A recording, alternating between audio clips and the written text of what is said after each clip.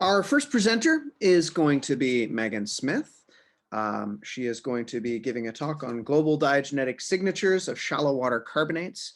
And is everything all right with you? We can begin. Just go ahead and share your screen, Megan. Perfect. All right, can you all see that? And can you hear me? Yes, confirm. Okay, perfect. Well, hello everyone. Thank you so much for being here today. My name is Megan Smith and my advisor is Dr. Peter Swart. We're at the University of Miami Stable Isotope Lab. It's currently 5 a.m. here, 5:30, but I'm happy to be here. My talk today is about global diagenetic signatures of shallow water carbonates, specifically carbon and oxygen isotopes. And the image you see in the background is Eniwetok Atoll, which is one of the sites I'll be discussing today. So overall, what I want you to take away from this talk is that shallow water carbonates can record changes in the global ocean's carbon cycle. However, this signal can be diagenetically overprinted by diagenetic processes like sea level falls, for example. Additionally, a globally correlating carbon isotope shift in shallow water carbonates may indicate periods of widespread diagenesis rather than actual changes in the carbon system. So typically, shallow water carbonates can be used to reconstruct the carbon isotope record through time. And there have been many studies which see these negative carbon isotope excursions in the record and interpret this as major changes to the global carbon system. And you can see an example of some of these excursions on the figure to the right.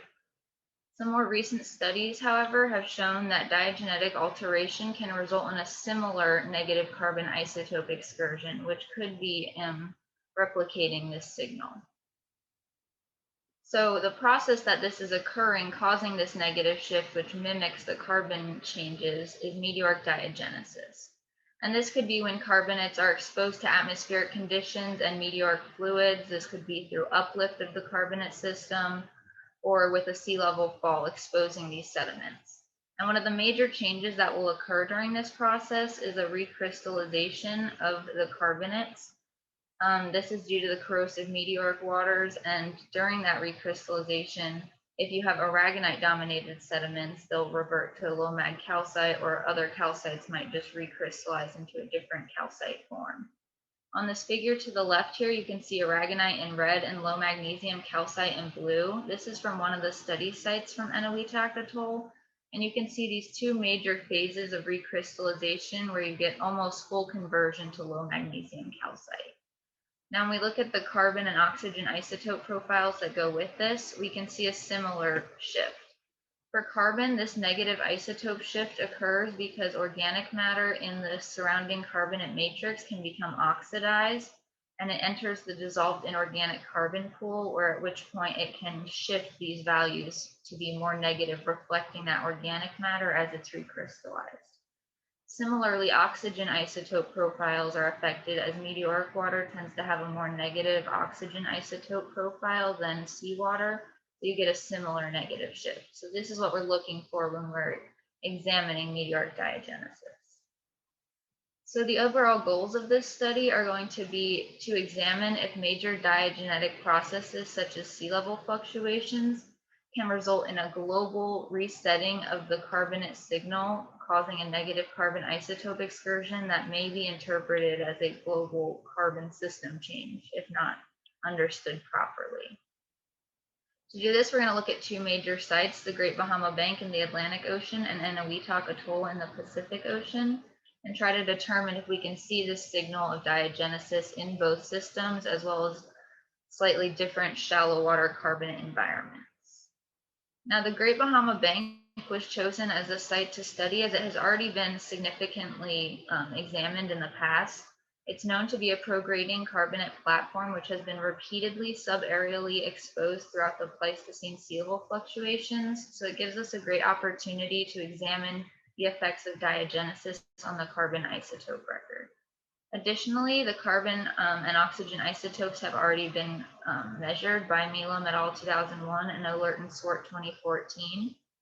And here is the carbon isotope data from two of these cores from the Great Bahama Bank, Kleino and Unda in red and green. And you can see the location for these in the image to the top right. And the blue line you see is the global carbon record from Zakos et al. 2001. Now, when we're comparing these records, we want to look at the overall trends rather than the exact isotopic values, as this can be affected by things such as mineralogy or allochem fractions. So towards the bottom, we have a pretty similar trend, and this has been interpreted as the original marine signal, but towards the surface, we see this negative carbon isotope excursion in the Bahamas cores, and this has been interpreted as evidence of that meteoric alteration to the carbonate record. Now we're going to compare this to Eniwetok Atoll, but first I want to give you some background about what's already been done. So Swart and Kennedy in 2012 looked at the effects of global diagenesis on the carbon isotope record, which spurred this study. And they examined that the Kleino and Unda cores match another core from the Florida Keys Reef Track in that they both show a negative carbon isotope record towards the surface. They also looked at a core from Eniwetok, which was measured by Quinn in 1991, and saw the start of a negative carbon isotope excursion, which they wanted to correlate. However, this core was not fully sampled and limited the record. So we went back to the Eniwetok cores to examine them further.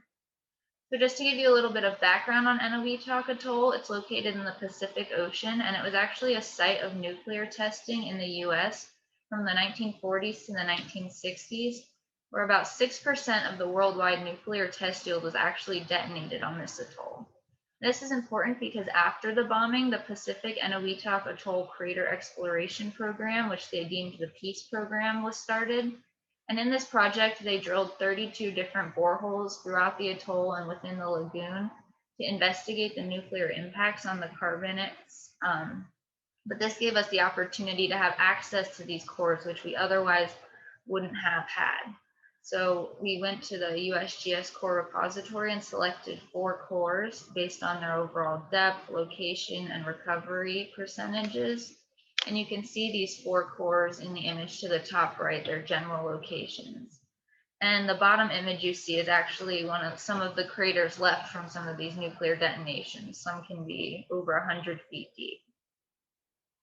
So here's the carbon isotope record now from all 4 of those cores from Eniwetok Atoll. These gray boxes at the tops of the cores are actually areas where the nuclear detonations disturb the sediment, so we won't be looking at those portions of the cores in our interpretations. But what we do know from the Quinn 1991 study is that similarly to the Bahamas, all petrographic, lithologic, mineralogic, and minor element data from here all suggest that these sediments have been affected by meteoric diagenesis. And we can see that when we look at these carbon isotope records. They all show this similar negative carbon isotope excursion around 100 meters, followed by a return lower back to more expected marine values. And we also see another phase of potential meteoric diagenesis deeper in the core, which Quinn didn't sample, so it's possible he wasn't aware of this section. Now we're going to compare Eniwetok to the Great Bahama Bank. But before we do this specifically with the isotopes, it's important to consider that these are 2 very different carbonate environments. The Bahamas is a prograding carbonate platform, and this means that through time it grows both upward and outward. And this affects the sedimentation rate. It has a variable sedimentation from about 0.16 to 0.19 meters per 1,000 years, depending if you're on the slope margin or the platform top. And it also has a rather slow subsidence of about 1 meter per million years. And this means that it's not going to respond very much to sea level. If the sea level falls, the platforms drown, and if the sea level lowers, this is when meteoric diagenesis can occur, altering those sediments. Eniwetok, on the other hand, is much more dynamic. So it's an atoll environment, and it has a much more rapid sedimentation rate, up to 1.25 meters per 1,000 years. And this is because it's dominated by coral growth, so they can grow very rapidly. It also has a very fast subsidence rate, up to 39 meters per million years. So with these fast rates of growth and subsidence, it can really change a lot with the sea level. With a constant sea level, the subsidence and sedimentation can occur at the same time. When the sea level rises, that sedimentation can grow very quickly to keep up with the sea level. But now when the sea level falls, that atoll could be exposed much higher than the platform ever would have been. It'll undergo erosion and dissolution, meteoric diagenesis, until it's either back below sea level or the sea level rises again and the sedimentation can continue. Now let's look at these You have 2 models minutes. again so we can see how they affect the overall isotopic profiles.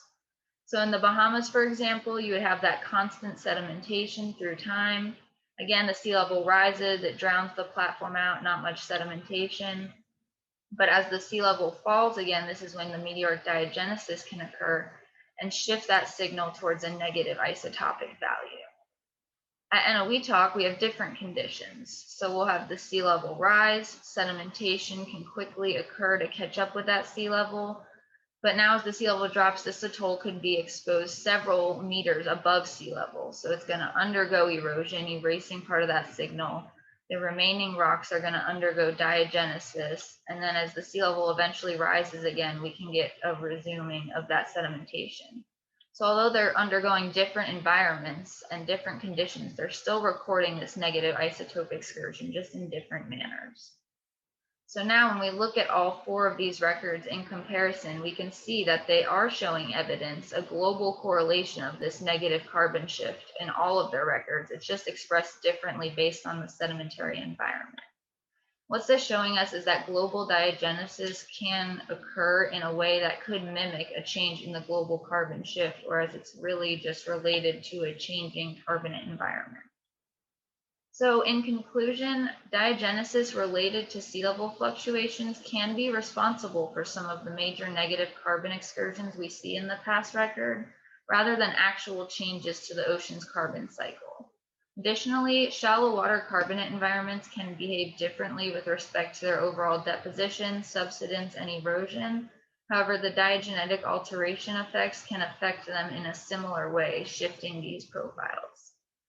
Finally, although these sediments aren't preserving the original carbon signal, this doesn't mean that they're not valuable. They're providing us with a lot of information regarding environmental changes and will really help us for interpreting the past geologic history of different regions. So thank you.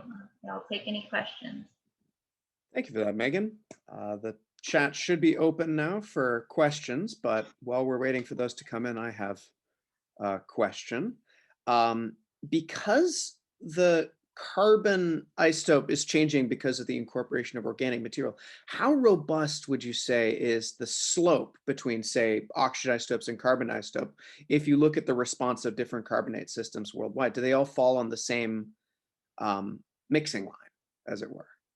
So there's definitely a relationship between our carbon and oxygen isotope profiles, but it would vary. For example, in the Bahamas, there's a large difference if you look at, say, the platform top versus the slope, as there's different amounts of organic matter contributed.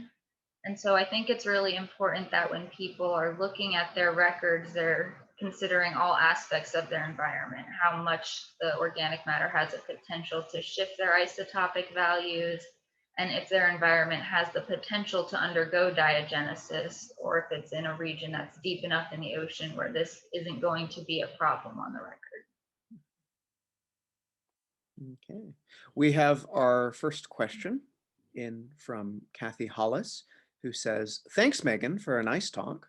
Can you say something about the samples that were analyzed isotopically? Are these all bulk rock?"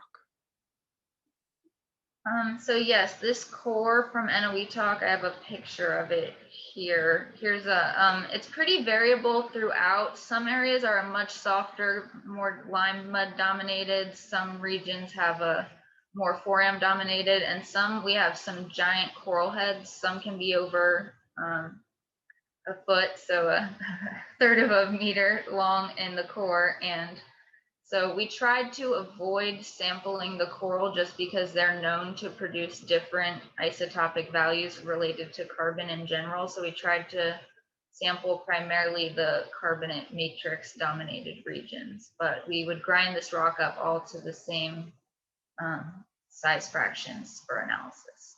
Mm-hmm.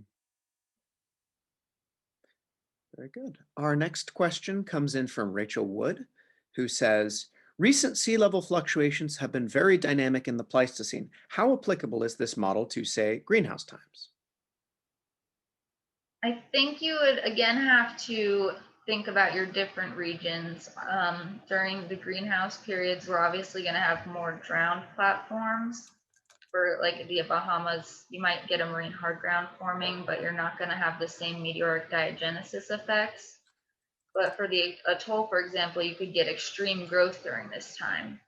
And so that could be recorded in the records, but then you have to consider once that greenhouse ends and the sea level falls again, if you're examining an atoll, you could end up with a very large hiatus as that area is exposed or undergoes dissolution. So you could have some evidence of these large greenhouse periods affecting your carbonate record, but I think it's on a very case-by-case basis and must be determined that way. I've got a question, if I may. How important in your comparison do you think the contrast in the size of the platform is? Because obviously sea level will control the position of the water table, but the thickness of the freshwater lens, for example, will be controlled also by the climate and the size of the platform. Yes, that's a very good question. I think it definitely will make a difference. Obviously, the larger platforms are going to have that larger freshwater lens, but I think it's also a matter of considering, for example, the atoll could be exposed much higher above sea level than a carbonate platform like the Bahamas, and that could also affect how much of a freshwater lens that environment could hold. So I think it's definitely an important aspect to consider, but again, it's going to vary based on the overall diagenetic setting that you're investigating. All right, we have time for one last question, which is from Maurice Tucker, who says, very interesting indeed. Just wondered, at the top of the NOETAC cores, could you see any effects of the nuclear impacts, like extra fracturing, rock pulverization, in terms of comparing with other types of impact shock metamorphic on carbonates and the effects of isotopes on the isotopes? Maurice. Yes, so there's a very detailed record, and it's in the USGS repository if you want to look at it, but there's a lot of fracturing down even farther than the gray boxes I showed, which affected the record, but it actually vaporized several, a couple, at least 50 meters of sediment completely was vaporized. There was fracturing much below that. They saw recrystallization of some of the minerals, and it also caused a lot of mixing as sediments were forced down some of those large fractures. And so a lot of those sediments weren't necessarily isotopically reset, but they were mixed with surface sediments and lower sediments, which in a way just caused a homogeneous isotopic signature. I don't know much about metamorphism in carbonates, but I imagine there would be some similar aspects between the two.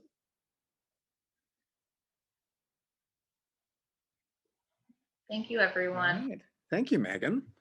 We're just, all right, Evan is on. Evan, if you could share your screen and unmute your microphone, and you can get started. Our next, I'll introduce you first, sorry. Our next presenter is Evan Moore, who's going to be presenting on recrystallization within warm water drift deposits, and he's going to be looking at clumped isotopes and sulfur isotopes. All right, take it away, Evan. Hello, so yes, I will be giving a talk on diagenetic signatures of sulfur and clumped isotopes comparing deep and shallow water carbonates. So the key points for this talk are that the cap 47, delta capital 47 value of global sediments are heavily subject to overprinting via the recrystallization during the degrees of diagenesis. We also know that sulfur cycling within all of these carbonate systems is highly dependent on the open or closed system of fluid cycling behavior at the specific site. We also know the resiliency of the delta 34S carbonate associated sulfate values are strongly tied to the timing of carbonate recrystallization relative to bacterial sulfate reduction, and that when we combine delta 34S of carbonate associated sulfate and cap 47 from clumped isotopes, we can provide an indicator as to what chemical behavior is occurring at each site. So for those of you that are not completely aware of how we extract carbonate associated sulfate, first we take a large amount of sediment, we rinse it to get any excess sulfate minerals off, then we bleach it to remove any organosulfur compounds. We dissolve it, and then we add barium chloride to it to precipitate a barium sulfate barite powder, which we can then run for delta 34S. And for those of you that aren't completely sure of how we do clumped isotopes, we take the about 8 to 10 milligrams of carbonate rock, we dissolve it in phosphoric acid, we then freeze this carbonate gas in liquid nitrogen, and then trap out water with a methanol slush. We pass it through a pour pack trap to get rid of hydrocarbons, and then freeze the gas down into a vessel, put it on the mass spectrometer, and analyze it for delta 47 values. For our study, we're going to look at the IODP Leg 359 in the Maldives, looking at sites 1466, 1467, 1468, and 1471. In our study, we're just going to look at and compare the two of these sites to the Great Australian Bight. So first off, we're looking at site 1466, one of the more proximal sites to the atoll in the Maldives. Here we have the mineralogy record, the delta 34S carbonate associated sulfate record, and the pore water sulfate delta 34S sulfate record, as well as the clumped isotopes reconstructed on the right. So we can see that there's a large change in the dolomite composition as we get to about 100 meters and below the sediment floor. And we can see that this is approximately where we have a large degree of recrystallization occurring in the clumped isotope temperatures. We also see that there is a very elevated delta 34S value, much higher than the purple bar, which is the seawater composition at the current time. When we look at the age depth model, we can see that at this same depth, there's a hiatus for approximately 6 million years. And during this hiatus, it's allowing time for recrystallization, dolomitization to happen, and bacterial sulfate reduction is happening.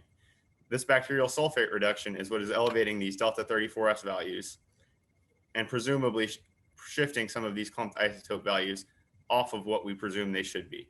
If you look at the gradient of what we see in the Maldives, which is the blue line is the measured line, compared to the red line, which is the expected geothermal gradient, you see a significant offset of about 10 to 5 degrees Celsius per kilometer. So when we plot these values, we can see a delta 34S anomaly from the seawater, as well as a temperature anomaly from this geothermal gradient. And we're just establishing this as a clumped isotope disequilibrium effect. When we look at just the pore water, again, you can see the temperature anomaly, but it's just all along the y-axis, and you don't see that evidence of BSR pushing it out into the top right. So we know that BSR is occurring at the same time as the carbonate recrystallization, and it is not taking place at this present time, as indicated by the pore waters that we're getting from the core at the current time. Cap 47 values are showing non-equilibrium clumped isotope behavior. When we look at the next site, 1471, we can see very different behavior.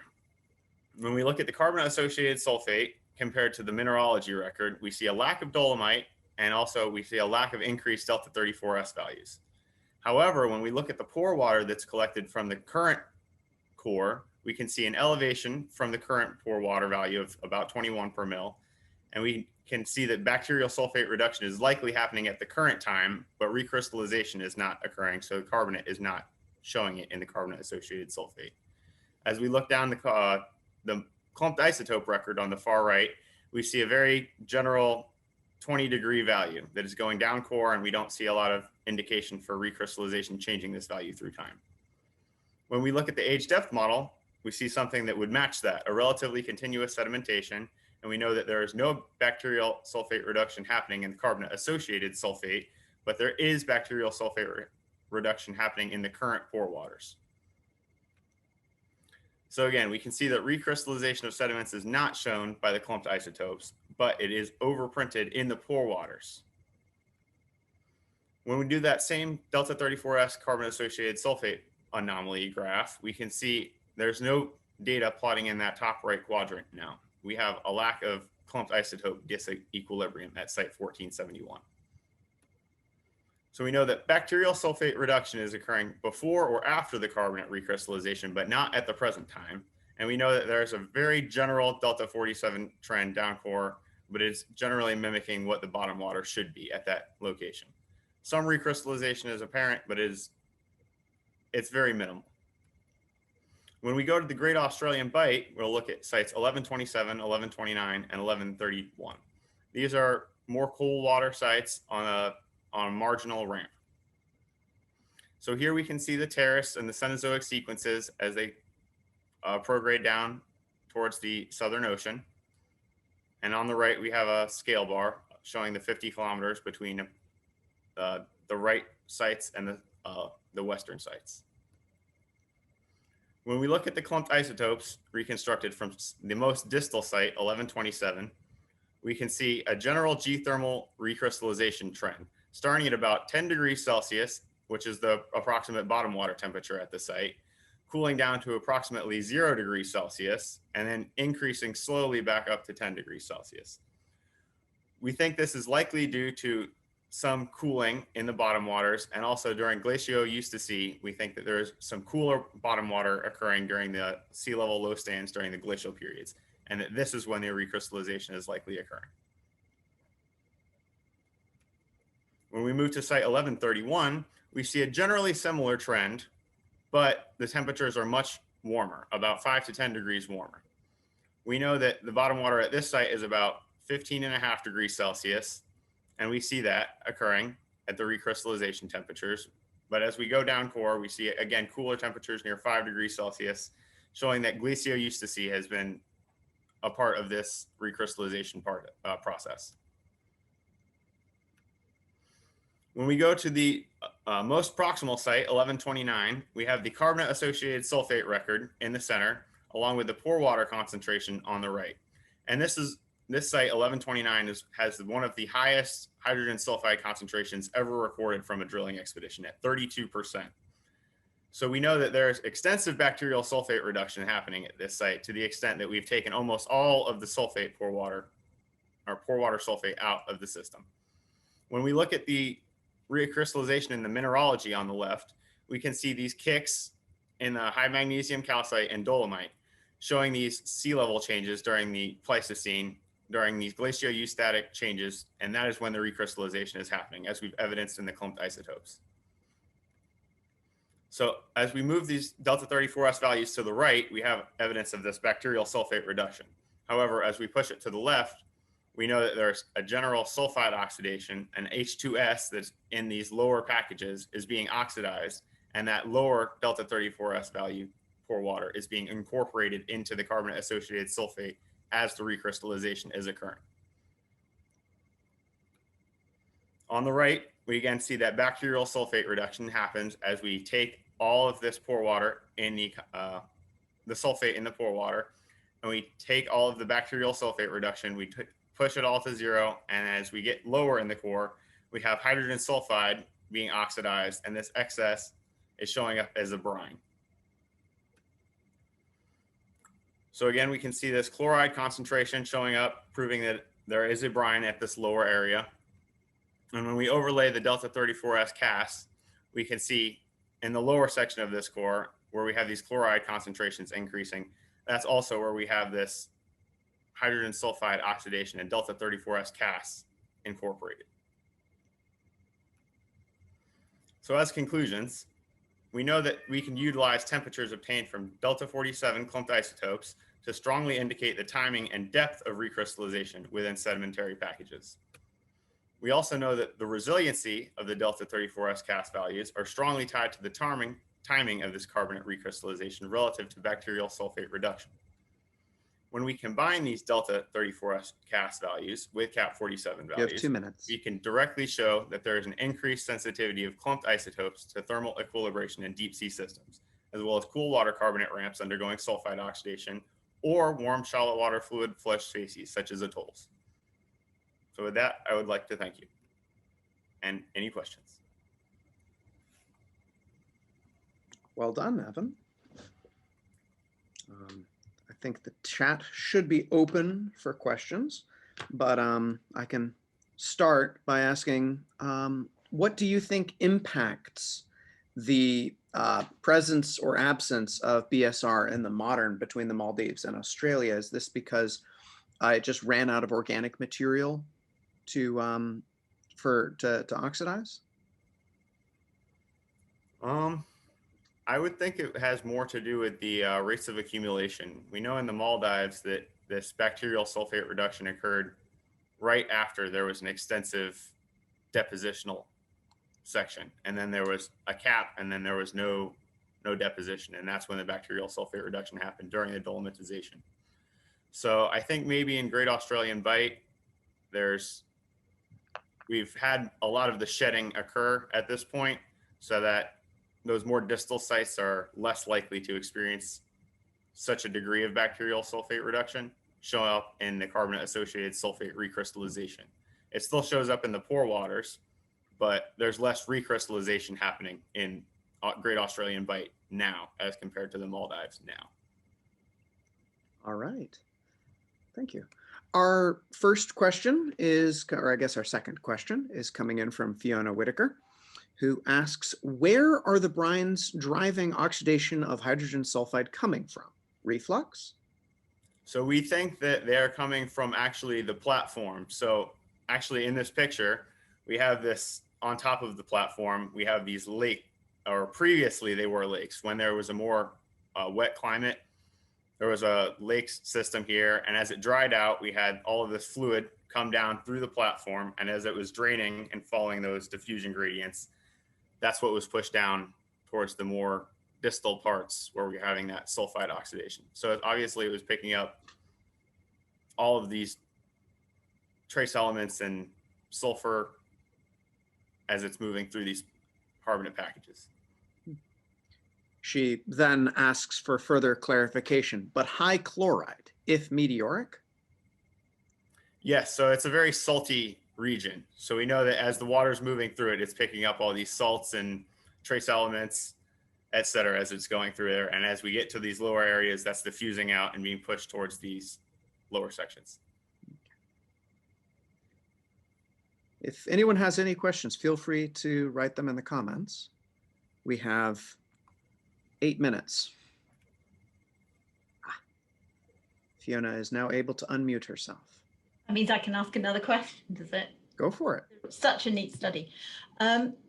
So I was doing a lot of techie stuff, so excuse me if I'm repeating something you already said. I was trying to do many things at once. My question, I guess, is do you think that the sulfate reduction is occurring in the meteoric part of the system, in a mixing zone, in the saline zone beneath the exposed island due to infiltration of dissolved organic carbon produced by the vegetation during exposure events? Yes, I think in the case of Great Australian Bight, that most of that bacterial sulfate reduction that we're seeing is coming from an earlier stage. It's not really the marine stage. It was more the terrestrial stage. Mm-hmm. When we look at the Maldives, however, that's all marine bacterial sulfate reduction, and we have more evidence that that's happening in a fluid flushed oceanic setting. Whereas this one, we know there's brines that are coming from land, things are diffusing, and it's more of a general slope ramp system.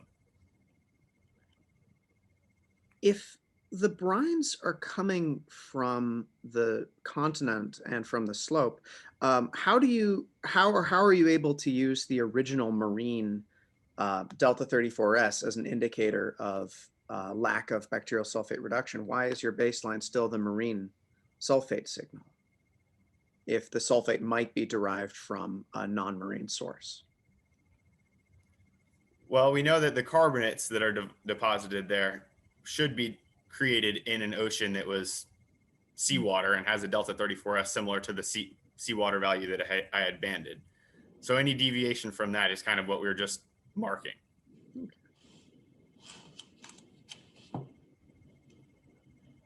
I could ask another one. Is that all right? Oh, we've had a question from Kathy. I'll shut up. Kathy Hollis asks, nice talk, Evan. Is there any other petrographical evidence for the timing of bacterial sulfate reduction, such as pyrite formation? In this setting, I know there is some minor pyrite that is associated filling in some of the recrystallization photos, like the SEM that we have from it and some of the petrographic evidence shown by some of the other people that have worked on it. They do see pyrite. However, most of the work that I've done, I haven't extensively looked at the petrography. It's mostly been analyzing and crushing the sediments. We do know that there is pyrite, and it is a pretty dark sediment.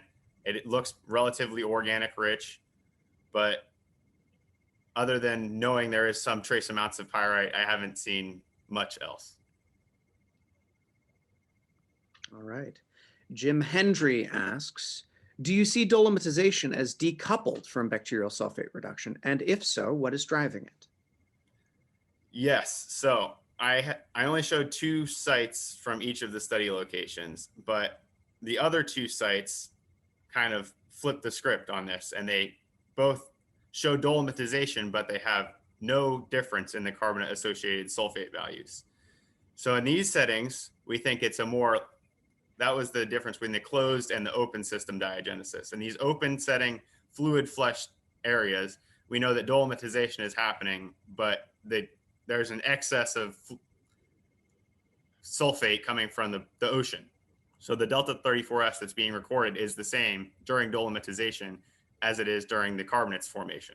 Whereas in these other systems where it's more closed, we know that the pore waters become more enriched in delta 34S, and while these carbonates recrystallize, that's when the delta 34S of the carbonate associated sulfate is incorporated. So when we have this more fluid flush system, we can have dolomite forming where the delta 34S shows exactly the same as seawater. So they can be entirely decoupled. It's just, you have to look at what kind of setting is it? Is it more closed? Is there diffusion happening? Or is it very fluid flushed? All right. We're running short on time for questions. We'll start the next one at 11:20, but we have one more question from Noor Al-Zubi, who says, thank you for a nice presentation. I would like to know, what is dolomite or proto-dolomite available in your samples? So I think they're asking if they can have some of your materials. So all of these are ODP. Ordered or disordered. Yeah, all of this is ODP and IODP available. So you can ask for any of these from the core repositories and they will send it to you pretty much right away. That took me about a month to receive my samples about a year ago. All right. I got a message saying we have 1 minute, but next talk will be with Hal, and that'll be starting on the 20. Should we just keep going forward? Ask Fiona, ask Fiona, ask. Your sulfate profiles, I think it was in one of the ODP, one of the Great Australian Bight profiles, were very diffuse. So there was a very gradual change in sulfate downwards when we're talking about the shift from oxic to anoxic. Are you inferring something about the degree to which the system is open, hydrodynamically open to seawater circulation? Is that what's causing that very gradual shift? So yes, we know that most of this was occurring throughout the Pleistocene, but I would think that there would have been a heavily available amount of fluid flushing, like seawater available. But in this case, there is some finer grain sediments trapping it in. So maybe that is what's slowing the diffusion more. Obviously, it's a very slow and diffuse spike, but I would think that there's probably more to do with the sizing of the carbonate grains, perhaps. Okay, thank you. Thank you very much, Evan. Hal, are you here? Yeah. We can see your screen. Fantastic. We can see your screen and we can see your face. Brilliant. Our next speaker is Hal Bradbury, who is going to be giving us a presentation, as you can see, on the carbon-sulfur link in the remineralization of organic carbon in surface sediments. So this very much is a continuation on our topic of sulfur isotopes. So take it away, Hal. Great, thanks Philip. So I'm going to be, as Philip said, I'm going to be telling you a little bit about my work on carbon and sulfur isotopes tracking organic carbon oxidation in surface sediments. Now, we know that the deposition of carbon on the seafloor is the main flux or the main transfer of carbon from the surface to the solid earth and the carbon cycle. But what's actually deposited on the earth-sediment water interface isn't the same as what's preserved after lithification, because between deposition and lithification, there are a series of physical, chemical, and mineralogical changes that occur. And one of the most important of these is the sedimentary oxidation of organic carbon. And this occurs due to a series of microbial reactions, which breaks down the carbon from the solid form and releases it into the pore fluid. Now, during the oxidation of organic carbon, we have two processes that can impact the saturation state of carbonate minerals. The first of which is purely the release of carbon from the solid carbon into the pore fluid through the release of DIC, which I've here represented as the bicarbonate ion. The second is during organic carbon oxidation, depending on which microbial process is going on, you can have the production or consumption of H+ ions. And so this obviously impacts the pH of the solution and the speciation of the DIC within the solution, which will impact the carbonate saturation state. Now, if you have the production of H+, you'll decrease the pH, which means carbonate dissolution is more likely, whereas if you have consumption of H+, you will increase the pH and you might have the precipitation of carbonate minerals. Now, in order to look at early diagenesis, the classical way we do this is we look at sediment profiles of lots of different elements. So here we've got concentration profiles of oxygen, nitrate, iron, sulfate, and methane. And as once organic matter has been deposited, it's then broken down by these series of reactions, which are determined by the amount of energy that's gained by the different processes. So aerobic respiration produces quite a lot of energy, but then as you get down to nitrate, iron, and sulfate reduction, each reaction is slightly less energetically favourable. Now, in the modern ocean today, there's almost an order of magnitude more sulfate than there is most of the other electron acceptors, such as nitrate and iron. So once you go from the oxic to anoxic zone, you're likely to have sulfate reduction, reducing a significant proportion of your organic matter. Now, each of these different reactions has a different stoichiometry, and so this will impact the saturation state of carbonate minerals in different ways. Now, for example, if you have aerobic respiration, you can have a decrease in pH, and as not much carbon has been released at this point, you're likely to have carbonate mineral dissolution. When you get down to the zones of iron reduction, sulfate reduction, and particularly the sulfate-methane transition, where there's the anaerobic oxidation of methane, you can have pH increases, as well as the release of dissolved inorganic carbon into the sediment, which means you may have carbonate mineral precipitation. However, once you get down to the zone of methanogenesis, there's generally a significant pH decrease, which may again lead to dissolution. Now, the process that we think is important in most marine sediments today is organoclastic sulfate reduction. In order to look at that, we'll look at carbon and sulfur isotopes to track the decomposition of the organic matter, as well as the reduction of sulfate. Now, carbon isotopes will use standard delta-13C notation, and when you form organic matter in the surface ocean, the lighter carbon-12 is preferentially incorporated. So when you break down organic matter in the sediment, you'll release this 12 carbon-enriched DIC, which means your carbon isotopes in the pore fluid will decrease. For sulfur isotopes, use standard delta-34S notation, and during sulfate reduction, the lighter sulfur-32 preferentially goes into the hydrogen sulfide, which means that the remaining sulfate becomes enriched in 34S.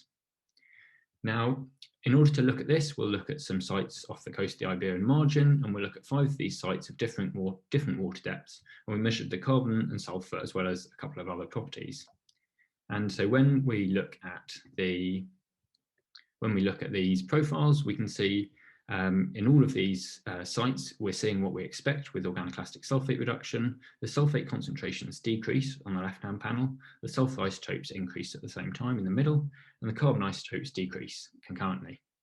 We can also see with these different sites, there are different rates of sulfate reduction, so the sulfate concentration have different slopes. Now, in order to remove this sulfate reduction rate dependence, we can cross-plot the isotopes of sulfur and carbon as they're both related to the sulfate concentration itself. And when we do that, we can see that 4 of the sites plot on this really nice trend where we have this kind of curvilinear profile where there is a significant change in carbon isotopes before a change in sulfur isotopes. And once we saw this in the sediments, we were wondering whether this was just a property of the Iberian margin or whether it was more of a global phenomena. So we created a compilation with another 8 sites from around the world, ranging from deep marine sites to some methane seeps in the Mediterranean. Now, what we could see is that in all of these sites, we have a similar kind of thing where we have a change in the carbon isotopes originally, and then subsequently a shift in the sulfur isotopes. but we can now see the minimum carbon isotopes is very different depending on the sites. So we then created a reactive transport model, including organic plastic sulfate reduction with this stoichiometry.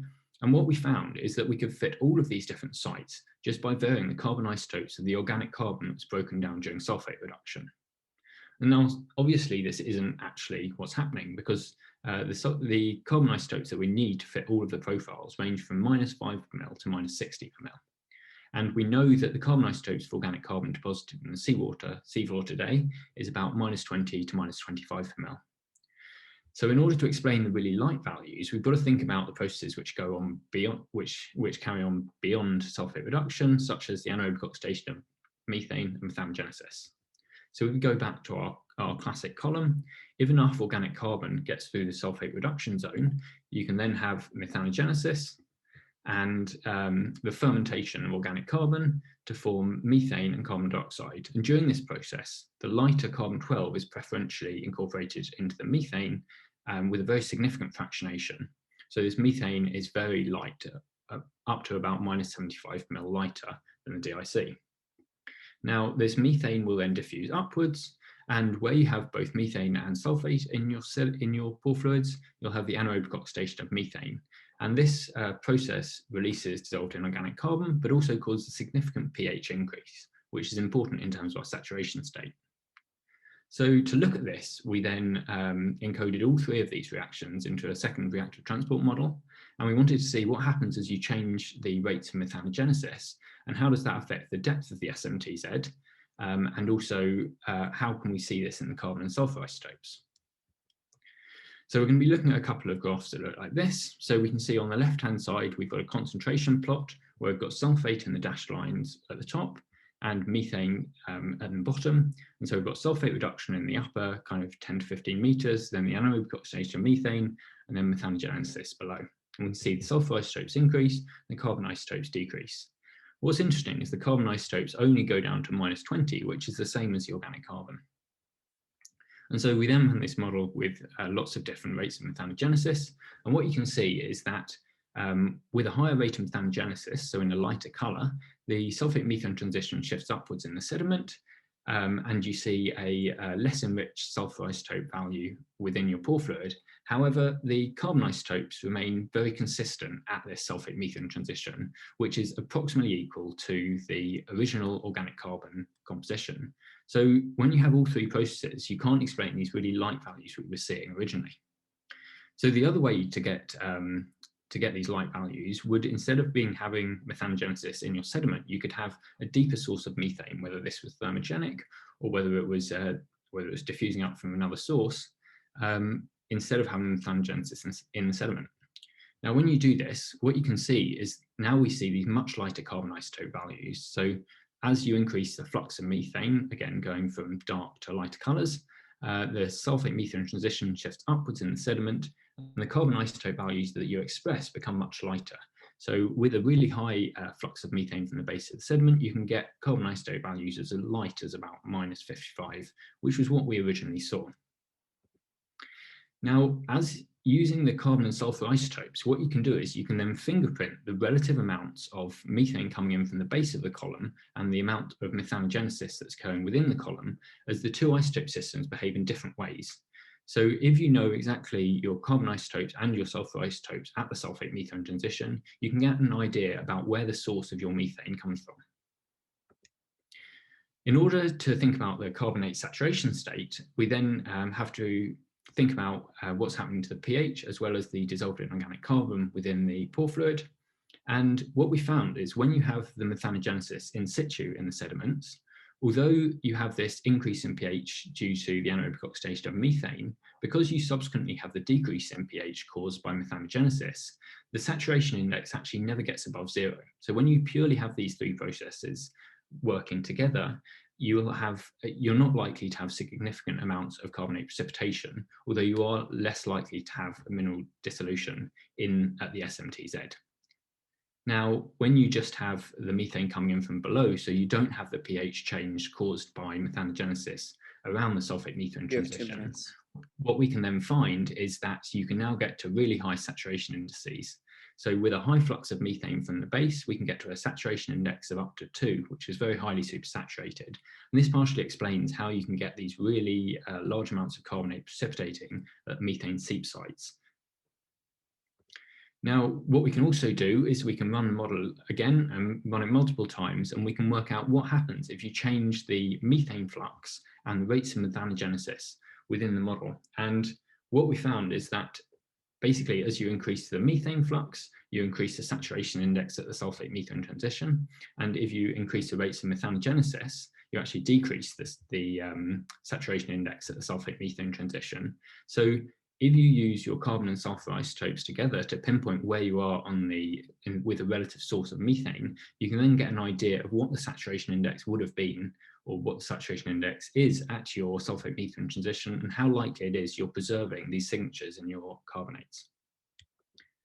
So these are my conclusions. The impact that the anaerobic oxidation of methane has on the saturation state of calcite is controlled by the source of methane that's oxidized. And by combining measurements of carbon and sulfur isotopes, you can get an idea of what the source of the methane might be. Now, if you want to see more information about how you can use carbon and sulfur crossplot, I'd advise you to look at my latest paper on it. And thanks for your time. Do you have any questions? That was great. Thank you very much, Hal. Great presentation. So everybody, the chat is now open. Please post your questions to everybody.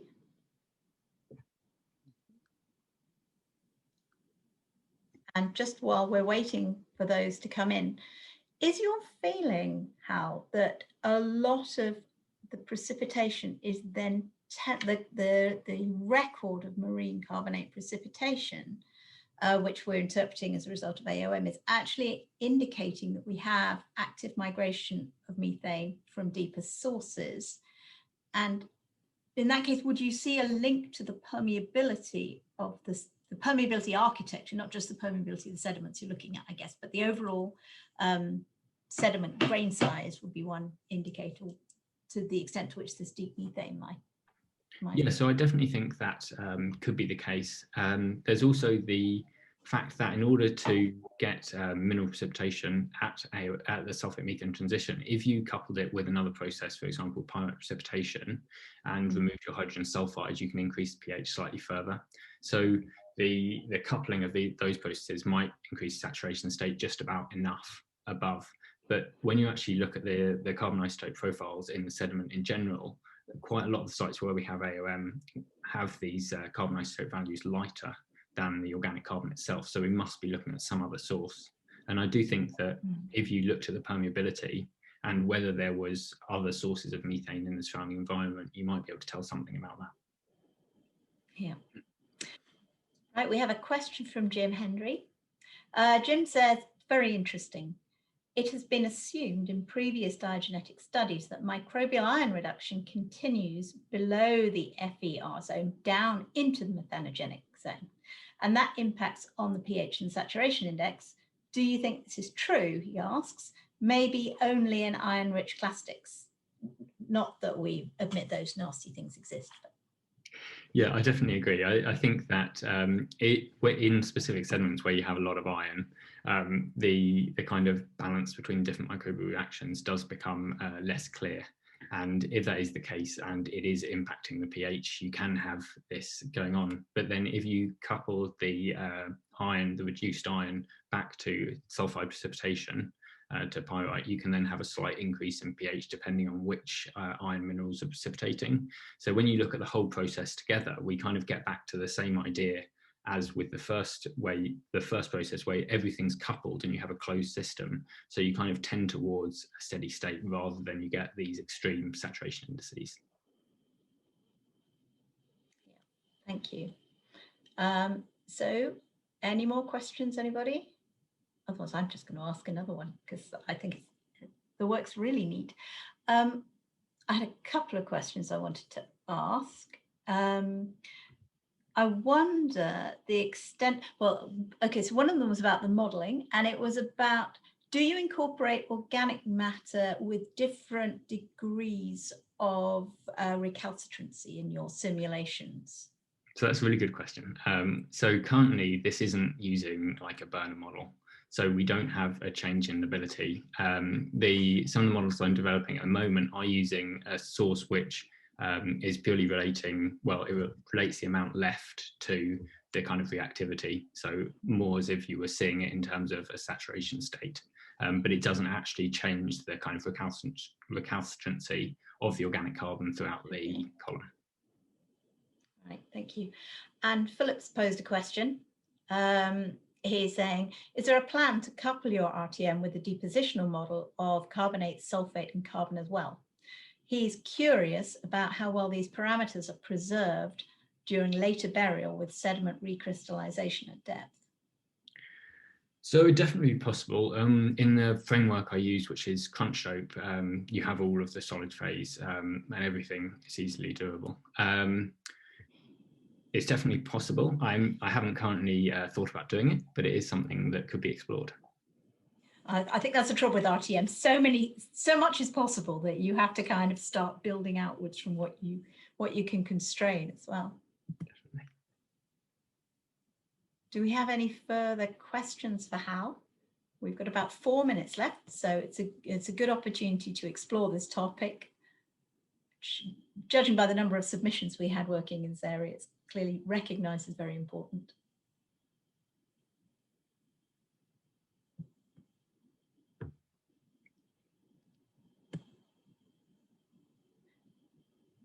No.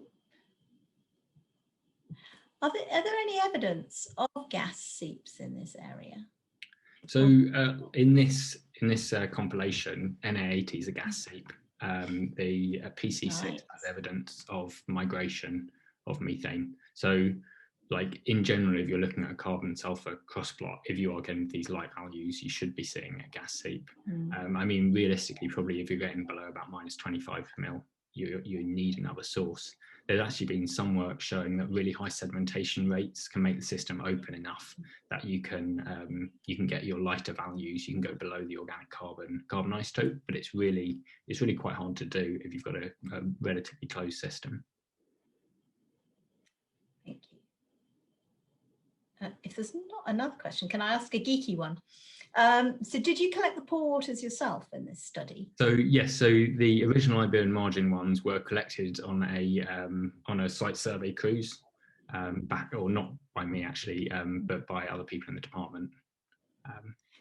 The reason I ask is that when we use rhizomes, presumably they were extracted using rhizomes, which is little ceramic tubes.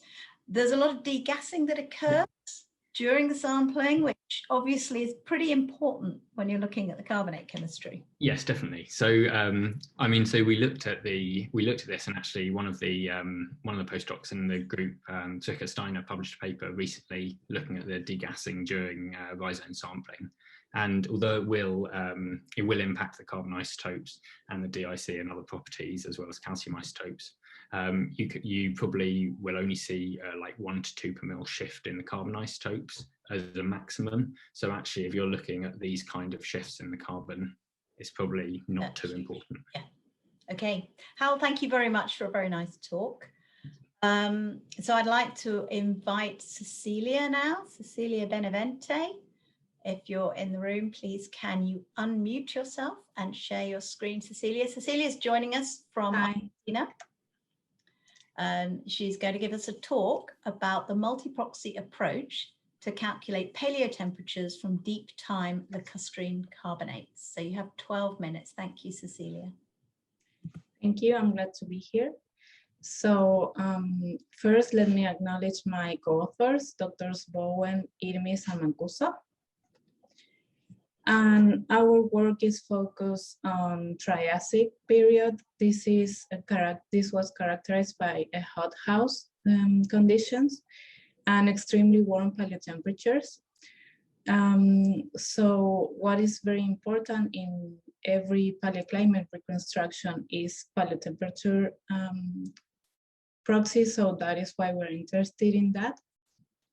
And due to the absence of ice polar caps, it has been hypothesized a decreased pole to equator thermal gradient. And also throughout the entire period, there has been report for fluctuating paleoclimate conditions, very fluctuating. So all this information that we have comes mainly from a marine environment and the marine realm. So in comparison, what we know from terrestrial ecosystems is much less, and continental interiors, and particularly if we think in Southwest Gondwana, what we know is very scarce. So that is why we focus this study in those area and time. So here you can see the study area. The Cuyana Reef Basin is located in central west Argentina. In the picture of the center, you can see the northern area of the reef that is located in San Juan and Mendoza provinces. And on the right image, you can see from south to north, the three subbasins that we have studied. They are the Potrerillos, Santa Clara, and Cerro Puntudo subbasins. The infilling of this basin is entirely continental, and in each one of these subbasins, we studied one lacustrine carbonate-rich succession. So from left to right, we have south to north successions from those subbasins we saw. Cerro de las Cabras formation, that is an evaporative facies association mainly represented, and Santa Clara Arriba and Cerro Puntudo formations that represent fluctuating profoundal facies associations. So this has been interpreted as an underfilled lake basin type for Cerro de las Cabras, and balanced field lake basin type for Santa Clara Arriba and Cerro Puntudo formations. This is according to Bochum et al. Classification. These three successions have been radioisotopically dated to the Anisian stage. That is the low middle Triassic, so that is the time frame for our deep time study. So our main goal was to provide a set of reliable paleotemperature calculations for Anisian times for Southwest Gondwana using the lacustrine carbonates. And our working hypotheses are that the relationship between delta 18O was different during the Anisian and the modern, and the spatial delta 18O heterogeneity was controlled by paleotopography. That is the picture of the upper part of the Santa Clara formation. So what we did, since we were trying to reconstruct water column paleotemperatures, we were targeting primary carbonates. So we combined different techniques and analysis to screen out as much possible diagenesis. So we used petrography, microsampling with a microdrill, cathodoluminescence, microprobe analysis. And we also did a preliminary analysis in which we sampled each lateral and vertical variation of on each carbonate level to have a sense of how variable the isotopic signature was within the level.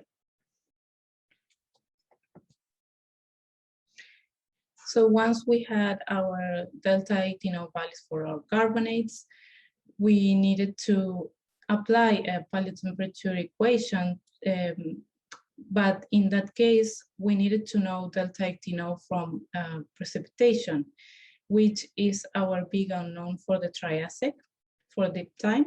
So what we did is to use Bowen and Wilkinson's equation that is applied for the modern, and we inserted 2 end members of paleolatitude that we obtained for our basin migration during the Anisian times from Van Hinsberger et al.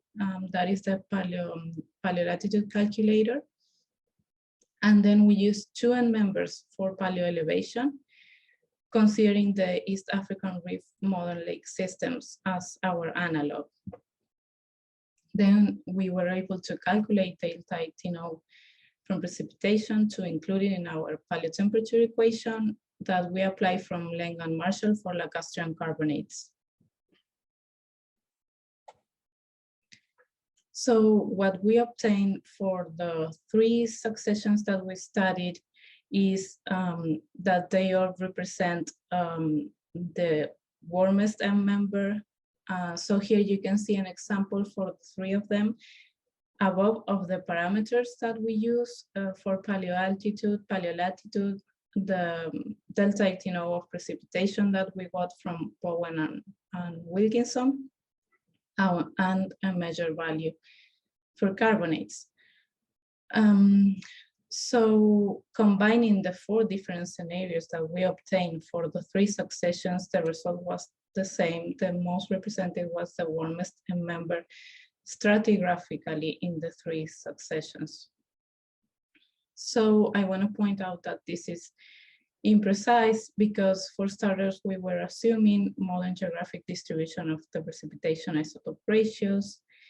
And doing this, we cannot account for lake water evaporation and rain shadow effects that we suspect might have been significant because to the west of the basin, there was a topographic high due to the development of a volcanic arc.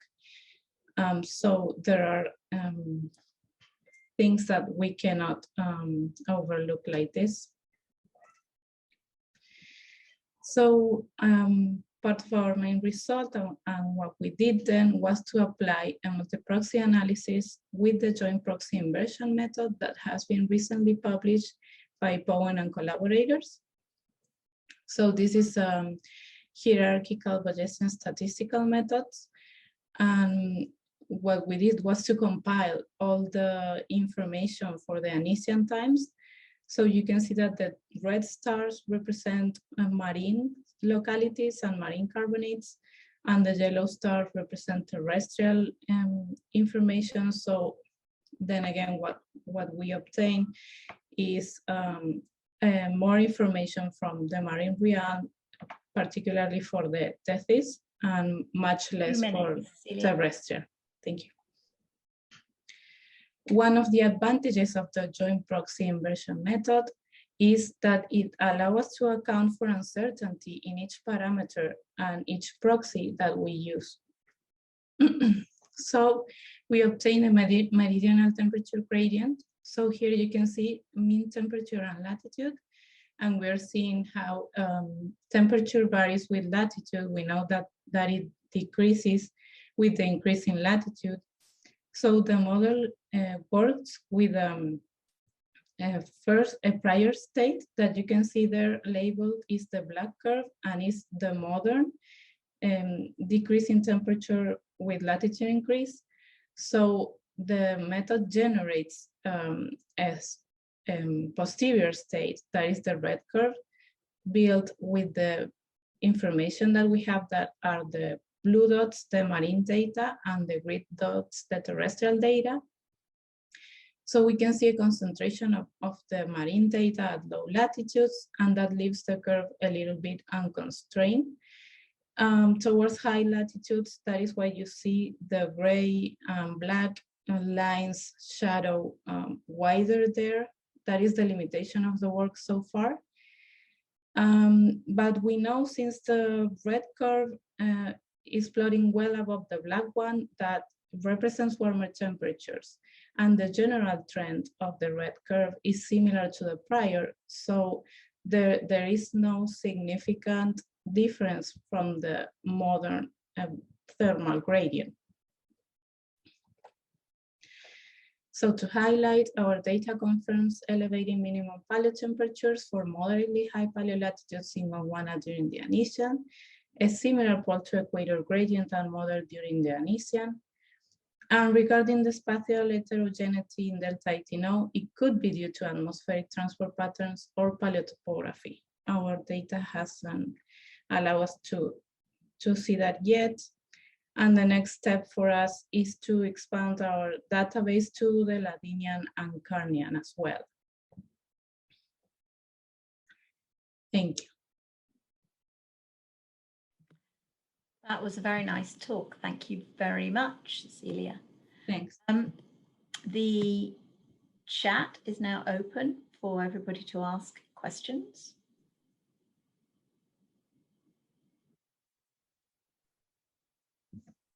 And maybe while we're waiting, oh, we have a question from Philip already.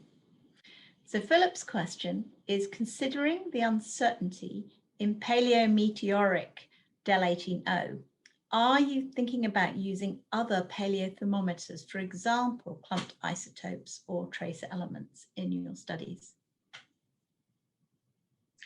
Yes, actually that would be something we're looking forward to, and also including that from other studies is very useful. So I didn't mention it, but so far we have also included CIA analysis from paleosalts at high latitudes from Australia, and also capital Delta 47. There's a study. We have that, and it enriches the data set because this method accounts for the uncertainty in the different proxies. So the more proxy we have increases the probability to see how reliable the posterior state is regarding to the prior. So yes, clamped isotope is something we would like to incorporate. That's great. Thank you very much for that answer. We have a question in now from Kathy Hollis. Kathy says, thank you for a nice talk. I think you may have mentioned this at the start of your talk, but what other data do you have regarding paleoclimate? Perhaps sedimentological evidence, such as the presence of evaporites? Sorry, do you mean what other indications for paleoclimate, right? Yeah. Okay. Yes, we have included sedimentological information, mineralogical information as well. The clay assemblages point to aridity mostly, and to the rain shadow effect as well. That is why we think it's significant, and we were overlooking that before. So yes, we have considered that as well. So for the rain shadow, just to follow up on that, while we're waiting for other questions, for the rain shadow effect, how confident are you about the paleotopography that will control the distribution of rain shadow effect?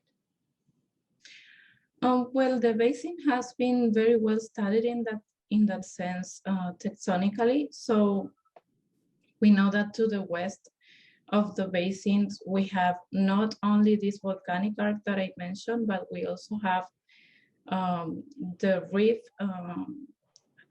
height, the escarpment. So there is a coupled effect there, because we have drainage, we have capture of rain at this topographic height and draining towards the shoulders of the reef.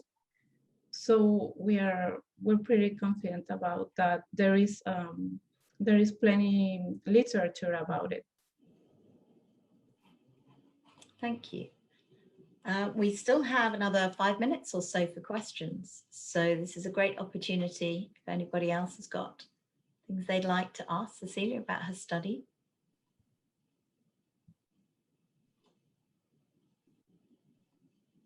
So you're going to tell by the depth of my ignorance by this question, but I have colleagues who are organic geochemists who look at, I think it's BTEC, some of these funny organics as paleotemperature tracers in the ocean.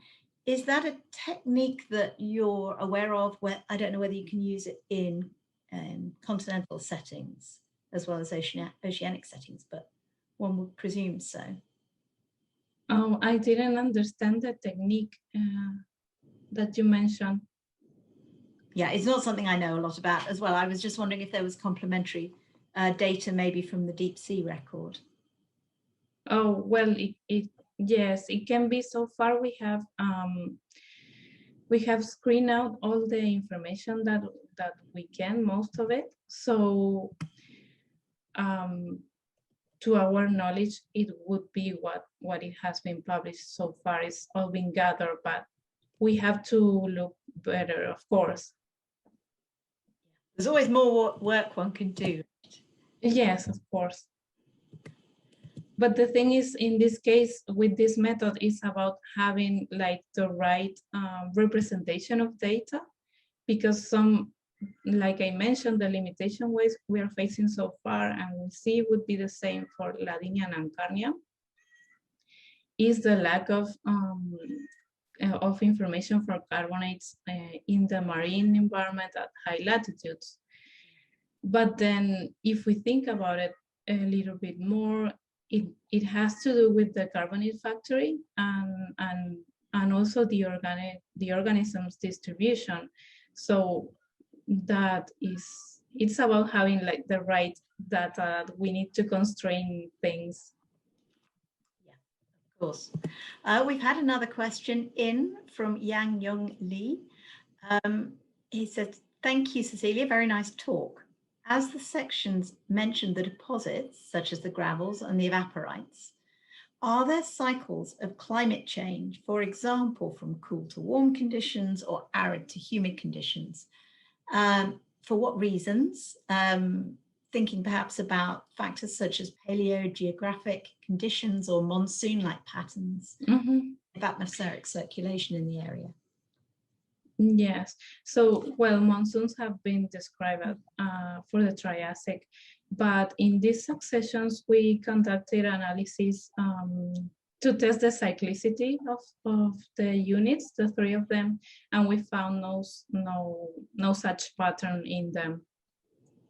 So these three successions are mostly registering arid and seasonal conditions. Okay, that's a great answer. Thank you. I think time is up for questions now. Thank you very much, Cecelia. Thank you. Yihang Fang is in the room. Perhaps you could share your screen. So Yihang is joining us from Wisconsin. So not the typical scenery of Wisconsin that we can see there. Yeah, this is actually image from Italy. So yeah, wonderful place. Yihang is going to talk to us today about dissolved silica catalyzed disorganic dolomite precipitation, an abiotic key to the dolomite problem. Take it away, Yihang. Thank you. Oh, thank you so much for the introduction. Now let's switch gear a little bit from all the isotope work. And so as you can see from my background, I'm a mineralogist in training. So let's get started with this. So the reason why we want to study this is because the famous, or rather infamous, dolomite problem, you're seeing a huge discrepancy between the early Earth history that you're seeing tons of dolomite precipitated, and then also you don't have too much dolomite precipitated in the more than sediments. And also there's difficulty on synthesis of dolomite at room temperature. So over here, you see a compilation of data from the marine carbonates in North America continent. And then from all the way from Paleoproterozoic all the way to Cenozoic here, you're seeing a constant decrease of dolomite proportion to the marine carbonate. So you're having a decrease of dolomite precipitation. Well, some people would say you're actually just, not all of them are primary dolomite, but in the general trend, we actually do see a decrease in dolomite in the abundances. And people have tried to synthesize dolomite in the lab from early 1960s to 1970s. But even though the seawater is super saturated regarding to dolomite, you're not seeing dolomite precipitate out directly from seawater nowadays. But people just cannot figure out why. One of the reasons why dolomite doesn't really want to form in seawater, even though it's a thermodynamic stable product, is because the magnesium has a really high affinity toward water. So the surface magnesium and carbonate, they will bond with the water and then forming a magnesium-water complex. And that will actually prevent the carbonate group to bond with the surface magnesium. And this hydration barrier is actually creating a kinetic problem for dolomite to precipitate out at low temperature. So in order to precipitate out dolomite, there's mainly three different approaches. elevated temperature, catalyst, and heterogeneous nucleation as what we're knowing so far. So for this talk, we're only going to focus on the catalyst. So in this, in the past 15 years or so, there's a lot of new low temperature synthesis successfully synthesizing either disordered dolomite or high magnesium calcite. Both are precursors of this stoichiometry dolomite. The catalyst includes sulfides, dioxin, methane, polysaccharide, and exopolymerase substance, or more known as EPS. However, a lot of these are actually related to microbial activity. So now we're trying to see whether there's any abiotic product that can also function a similar role for catalyzing the disordered dolomite to overcome the hydration barrier and then dehydrated the magnesium at room temperature. So as you can see here, we know quite a lot of them, they are related to microbial activity, but we don't know anything that's actually abiotic catalyzed. One thing in common for all the catalysts we know so far is that they generally has a really low dipole moment, and that related to their dielectric constant as well. So we're thinking, is there any possibility that we can find a low dielectric constant material that's also abiotic to form and is very abundant in geologic time? As you can see from my talk title, dissolved silica is one of the our ideal candidates for this. So SiOH4, when it's in the seawater pH range, you're actually is a neutral species. So it has no dipole moment, and then it has a really low dielectric constant. Another thing that's more interesting to us is that the dissolved silica concentration in seawater is actually also decreasing through the geologic time. Until in the early Earth history, in Paleoproterozoic all the way to early Cambrian, the silica concentration in seawater is really close to saturation of amorphous silica. Until later on, when you have microorganisms, including sponges, radiolarians, and now diatoms, that's successfully removing all the silica from seawater, then we're now seeing a 30 micromole of dissolved silica in seawater compared to previously at 1.8 to 2.2 millimole. So the work we did here is actually quite simple. We're doing a direct synthesis of just putting a bunch of material, calcium chloride, magnesium chloride, sodium bicarbonate, sodium carbonate, and sometimes ammonium carbonate into a bottle, seal bottle, and then put them at room temperature 20 degrees Celsius or 40 degrees Celsius for 2 weeks. And then we take out and filter out all the material that we synthesized and then trying to see what we have. So the main method we use is X-ray diffraction. So before we dig into that, just briefly mention on the dolomite crystal structure here. So X-ray diffraction is a good way for us to identify different phases in your powder material. Here is the empirical diagram from the calcium magnesium carbonate series. So you have the D1 which are determined by the X-ray diffraction, and then you have the composition over here. So we can roughly divide it into high magnesium calcite when you have lower than 36% magnesium. And then we have the disordered dolomite, which is very common to see in recent sediments. And then through geologic time, they will actually becoming more cation order. And then forming the lower one down here, they will decrease in unit cell sizes. So the result we got so far shows that when you have 1 to 3 millimole of dissolved silica in your solution, close to seawater composition, you can actually have disordered dolomite precipitated out in pretty much all of them. Of course, you will still see aragonite precipitated out, but that's because we are dumping really high concentration of magnesium, calcium, and also carbonate in this closed system solution in a really short time, and then they will react really fast, and then you're naturally going to get a lot of aragonite precipitated out. And sometimes when your pH is high, you also get a hydrated phase, like hydromagnesite or monohydrocalcite.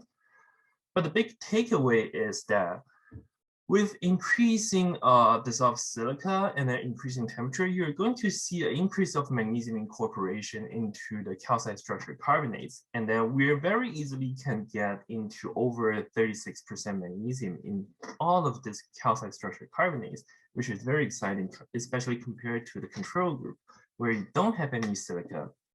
You're only going to get like 5 to 10%, which is what you're seeing value in seawater seawater is mostly precipitated out as aragonite, but you will have trace amount of magnesium calcite. So here's the SEM image showing the precipitates. You can see they form kind of this sphere-like shape, which is very common in all the low temperature synthesis. And on the lower right corner, you will see the EDS spectrum showing that it is a disordered dolomite with close to 40% magnesium. However, just SEM itself cannot really resolve the individual crystal size because we want to know how big the crystals are grown out to. So then we use scanning transmission electron microscopy, so STEM. So we can actually see a much higher resolution of the crystals or the precipitates. So over here, you can see the crystal itself sometimes are usually smaller than 15 nanometer. And the slightly not sharp spots, but the slightly arc in the selected area electron diffraction pattern indicates that the crystals are slightly misoriented a little bit. That's what we call the low angle boundary. And then that's very common to see in low temperature synthesis as well. Another thing that's really interesting is that we're seeing this kind of magnesium, amorphous magnesium silica gel that's like enclosing the dolomite crystal, disordered dolomite crystal we're precipitating out. And through a step-independent adsorption study we've done, we are actually found out the either calcite or dolomite can actually absorb quite an amount of amorphous silica or magnesium amorphous silica on their surface. That could maybe constrain their sizes, and that's why they're now growing to be a lot bigger sphere-like and it's only showing up as 5 micron size. So yeah, I think based on all the synthesis work, we think, yeah, disordered silica might be a good catalyst for the abiotic pathway for producing the direct dolomite precipitation from seawater in the past. And we plotted out this as a log scale activity diagram. So the x-axis is the SiO2 activity, and the y-axis is the magnesium activity over a fixed pH. So over here, we are plotting a lot of the known locations with dolomite precipitated. And then we are seeing that actually quite a lot of the highly hypersaline lakes, they're actually falling into the region that's similar to our synthesis study, that they actually do have a really high silica concentration. And then the modern seawater is fall all the way to the left, which has really low dissolved silica concentration. So we think maybe, yeah, this mechanism really works, and dissolved silica is one of the key factors for controlling this abiotic pathway. 2 minutes, please, Yihang. Yeah, thank you. So this is a study still in work. We're trying to see, and using Great Salt Lake as a case study, we're seeing that on the south side of the Great Salt Lake, we're seeing quite a lot of dolomite precipitated out, but on the north side, it's only dominated by aragonite woods. And the O over here is the original spring water coming in, and through evaporation, the solution in Great Salt Lake can actually, in the south side, can actually go into the dolomite precipitation range we were thinking. And then that's actually where we're seeing dolomite precipitation. But more quantification work will need to be done over this area. Another thing we're trying to see is that we're trying to use this the kinetics we're getting from the synthesis to trying to model the capped dolomite precipitation using incorporating the magnesium cycles into existing calcium cycle and carbon cycle. And we do see that using this with a really high PCO2 level, and then we do see a silica peak right after deglaciation, and also we're seeing the capped dolomite formation. So that might provide another explanation for why we are seeing the capped carbonate at the end of the cryogenian. So in conclusion,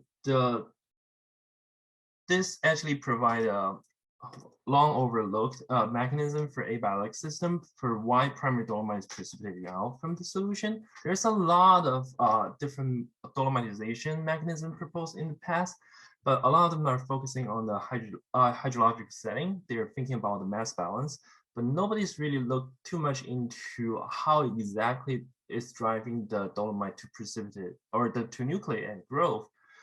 So we think this mechanism might have a lot of potential application in different kind of setting, but a lot of work need to be done to actually make sure that we are actually seeing a right mechanism.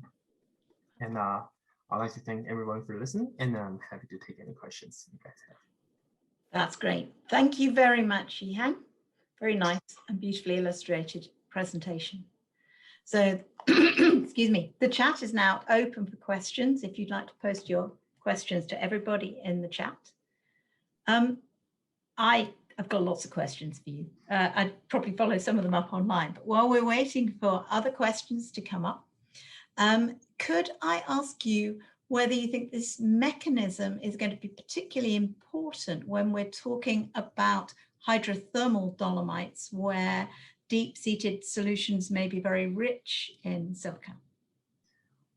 Yeah, that could help too. Another separate study from our group shows that you can actually, at a slightly elevated temperature, like 50 degrees Celsius, you can actually have go all the way to magnesite with some kind of cycle work too. So hydrothermal, I think just by the temperature itself, it should be sufficient for the dolomite to precipitate out, rather than, well, with the dissolved silica, it definitely can help more. I hope that answered your question. Yep, thank you. We have a lot of questions coming in now. We have one from Philip. Is silica incorporated into the dolomite precipitated using this catalytic pathway? So could silica calcium ratios possibly fingerprint ancient abiotic dolomite and distinguish it from dolomite precipitated via other pathways? That's a great question. So although the silica cannot really go into the crystal lattice of dolomite, but we do see from some of our preliminary probe study, so EPMA study, we do see some of the silica actually got stuck in the dolomite crystal. So actually one of our department's precious EPMA standard, a dolomite from Delight area, we found out just last week, they actually have up to 1% silica in the standard. So, and then we're seeing it in Silurian carbonates, we're seeing in the Adobe Creek samples from California that sometimes the dolomite could have silica stuck inside the crystal. Okay, thank you. We've got a lot of questions, so I'll just move on. There's one Volker sent to Stephen. There are lots of Miocene-Pliocene dolomites in the Bahamas, in the Caribbean, the atolls, Southeast Asia. Can you think of a source of silica for isolated shallow marine settings? Yeah, so for the modern sediments, it's a little bit complicated because a lot of them we're seeing the dolomites are actually associated with the stromatolite, the microbial mats. And then also the diatoms are very effective on removing all the dissolved silica from the solution. Yeah. And so even if you're in a shallow marine environment, you're not seeing too much silica in the solution. So I think those dolomites probably still are more responsible by a microbial mechanism rather than abiotic pathways. But do you think they're mutually exclusive? Not necessarily. You can have both of them growing at the same time. So like Bristol Lake is a great example for both of them happening. So you have the sulfur reducing bacteria growing abundantly in the lake, and then you also have the dissolved silica have a heterogeneous concentration at different locations. So yeah, I think they're actually not exclusive, they're complementary to each other. Right. We have a few more questions, so moving on to try and get through everybody's questions. Kathy Hollis says, thank you for an excellent talk.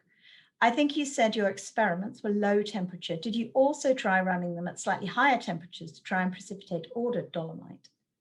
Yeah, we do have some of them in the annealing experiments, and then we're trying to see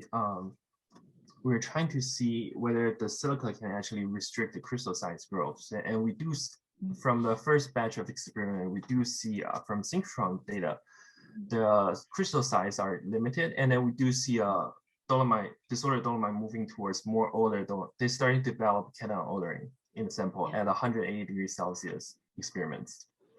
Right, thank you. We have another question here from Jack Stacey. Jack says, thank you very much for a very thought-provoking presentation. Besides biogenic silica, do you have any thoughts on where silica can be sourced from? The association between high silica after glaciations could be possibly related to the terrigenous runoff? Yeah, definitely. Especially for the capped carbonate case, we assume majority of the silica source is actually coming from the intense chemical weathering because of the high pH CO2 level. So you're having weathering of the igneous rock, and then that's providing the surface runoff, actually the source is providing all the silica into the shallow marine setting. I think that's the main part of it compared to the biogenic stuff. Sure. We still have another, excuse me, 3 or 4 minutes for questions. So if anybody's got any more questions, would you like to fire them over?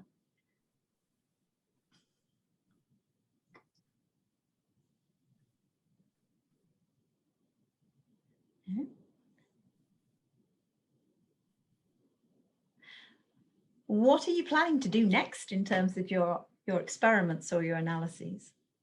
So now we're trying to get more quantitative analysis of the data. So we're trying some synchrotron work on using the crystal truncation rods methods. So we're seeing we're precipitating out dolomite, thin layer of dolomite on dolomite crystal, and we're trying to quantify the exact growth rate of that on the different saturation index. And also we are trying to see in other rock record to see whether we can actually find the evidence of both from the Silurian carbonate, the Ordovician carbonate, and also in the recent sediments to see whether this mechanism do exist in the natural setting.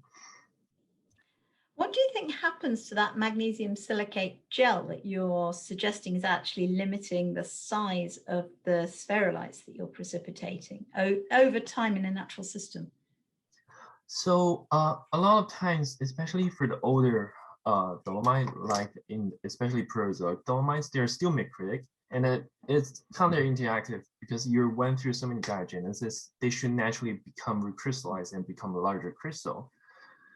But however, a lot of them are still in micron sizes, like tens of microns or 50 microns, but they're still relatively small micritic. And we're thinking maybe because at that time, the abiotic mechanism is the driving force, and that has a lot of silica that's actually, although maybe for later diagenesis, the silica already been removed, but that helped them during the recrystallization process that actually restrict their size. We have some preliminary data for that, but still not enough. Well, it sounds like a really interesting area to continue working on. It's obviously quite a rich field in terms of potential opportunities. Yeah, I think definitely there's a lot more work can be done. I think I might need to do a couple more PhD for just that. Okay, great. Sorry, I'm also dealing with lots of other things. So we have a question for Georgina, from Georgina, and she does say this might be better for later discussion, but perhaps you'd like to comment on it now. She keeps wondering what everybody is talking about in terms of disordered dolomite. Does this material actually have any cation ordering at all, or is it more like protodolomite or very high mag calcite with calcite crystal structure and dolomite-like stoichiometry?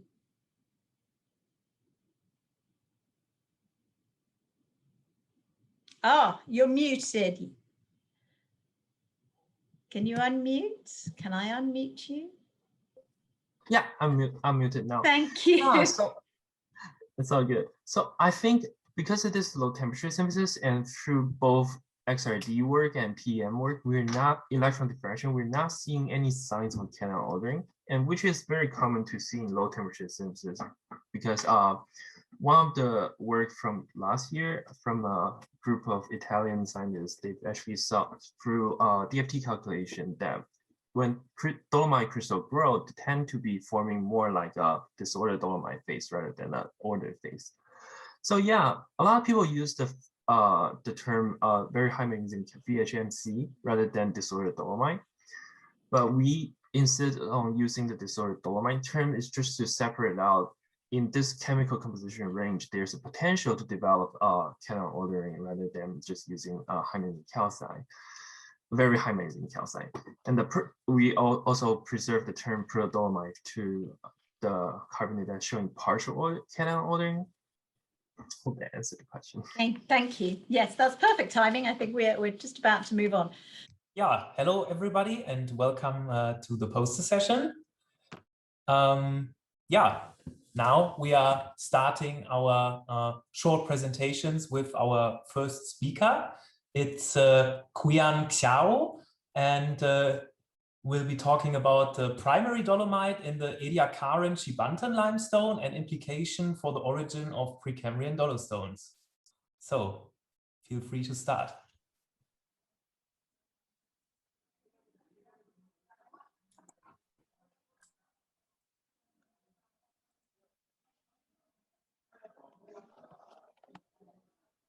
Would you like to share your screen? Okay.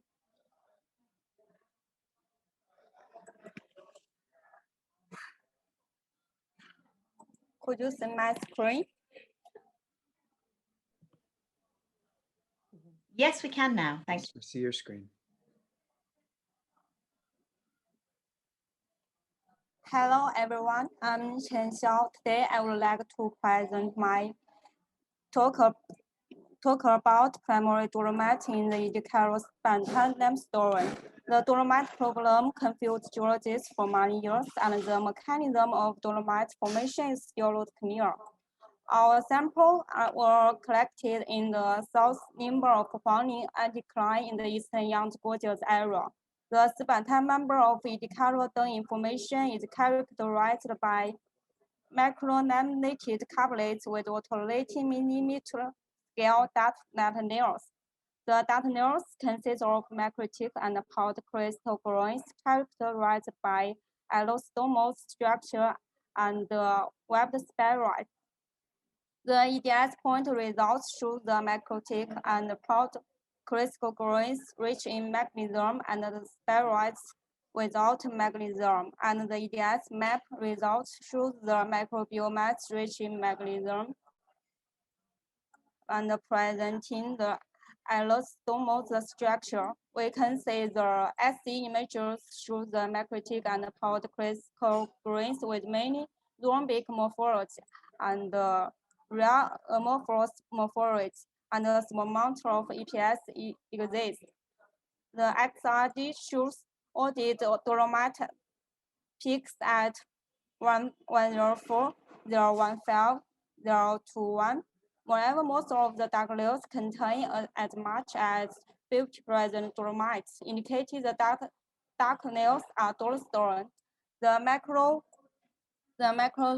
Roman mapping shows the dolomite is consistent with the distribution of organic matter and is mainly distributed within microbiomes. Calcite is mainly dolomitic net layers as well as in interstitial species of microbiomes. First, we insist that the dolomite in Shibantan member is primarily dolomite because of the fine crystal grains and the calcite layers are not dolomitized. In addition, the dolomite is closely symbiotic with organic matter and mainly in association with microbiomes, and the EPS exists in the dolomite. Above all, indicate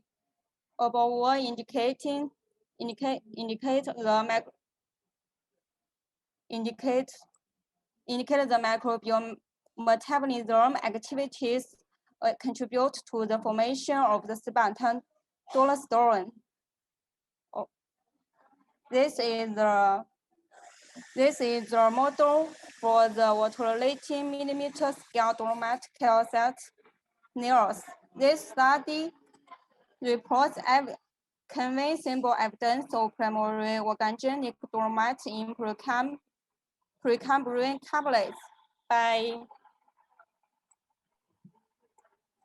combining the previous research and our results.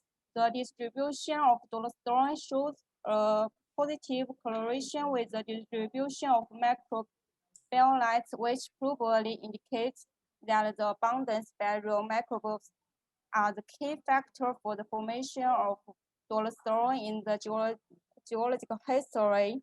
Microbe-mediated dolomite I think the time is up now. So thank you very much Thank you. for your introduction to your poster. We will have time later to discuss this more in detail, so don't worry. And now our next and second speaker will be Vladimir Rogov, and he will talk about Upper Vendian Ediacaran carbonate platform in northwestern Siberia, and will tell us about some samples that are really hard to get. And yeah, feel free to start. I will welcome everyone, and I'd like to present you unique material from the hard to reach Arctic region of Siberia.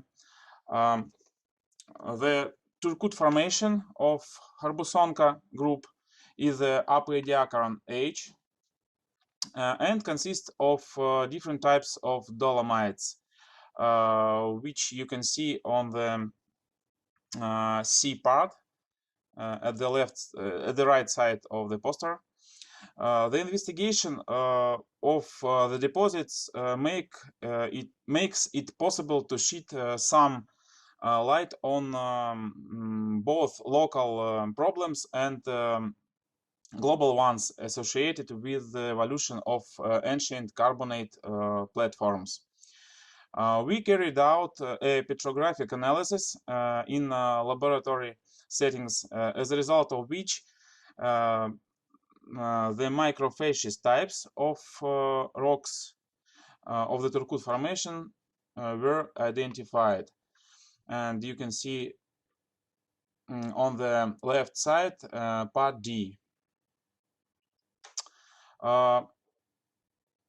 The microfacial types of carbonate rocks were named according to Folk's classification, and also I'd like to tell that we have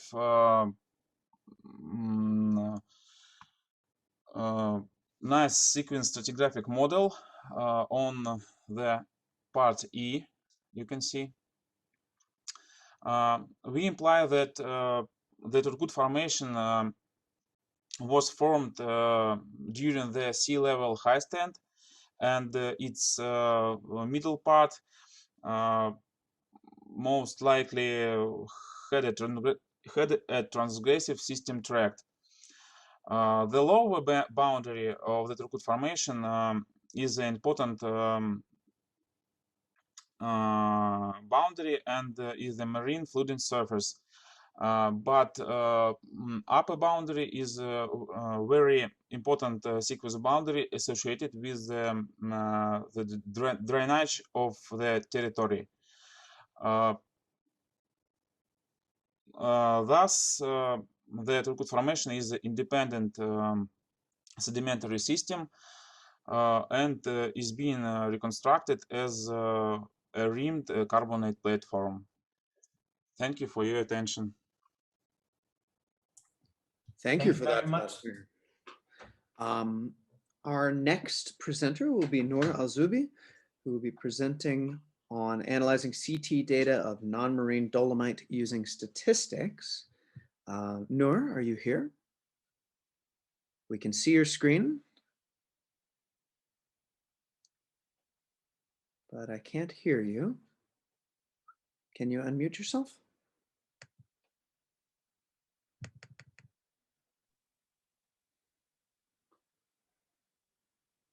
We still can't hear you.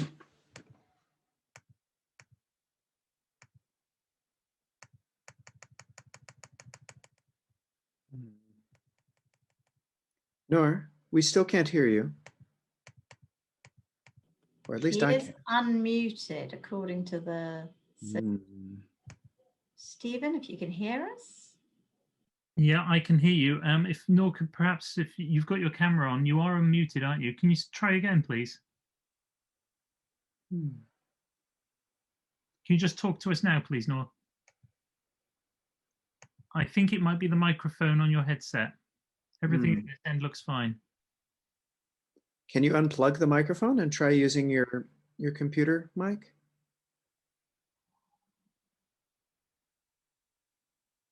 say something? Nah.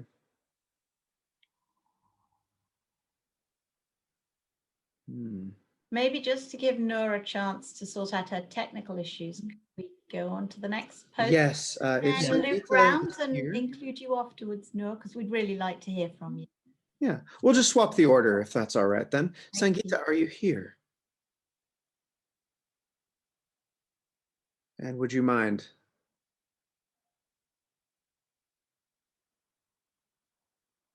Okay. Sangeeta, while you're getting it all set up, our next presenter is Sangeeta Dasgupta, who is discussing evidence of spring carbonates in the Triassic in continental Gondwana deposits in India. If you can unmute yourself, you can get started.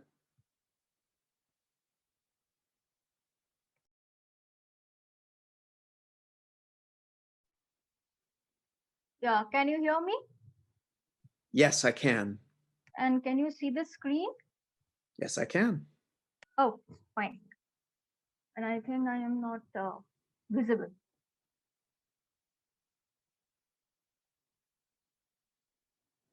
Okay, am I visible now? No, it's just a gray box. There is, oh, now I can see you. Okay.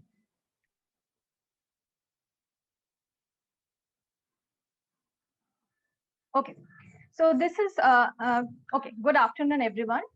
This is my introductory slide of the poster presentation.